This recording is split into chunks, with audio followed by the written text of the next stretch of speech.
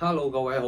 嗱，咁8月初咧，咁我就整咗條片啦嚇。立秋之後大變天，咁就預測咗啲嘢，咁啊有啲中咗嘅，都幾多人睇㗎。咁引申出嚟之後咧，就好多人問啦。喂，咁我哋以後點算咧？咁啊邊啲行業會受惠咧？咁我就唔使起盤唔使起卦，直頭可以答大家兩個行業最受惠就係話武術界同埋文化界。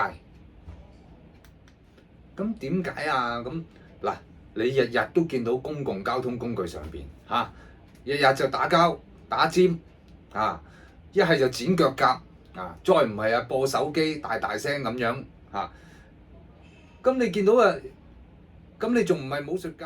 咁你唔去學下功夫學翻一招半式旁身，咁你點頂得住啊？再唔係你就指華神上身大條道理就勸退對方放下手機立地成佛，就唔好打交，就走去食個包。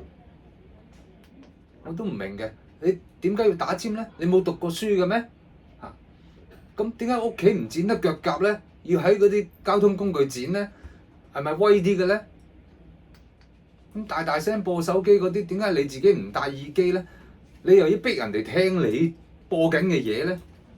係咪開心啲㗎咁樣？所以好多善信咧就成日叫我贈2句，我贈夠3句日日 MMA， 處處播手機，功德何處有？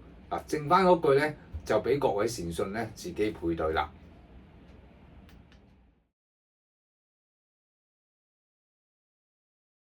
咁配對成功，又得到網友支持，咁得獎嘅話咧，投票得獎嘅話咧，我 KK 師傅贈你一個2027年嘅流年運程。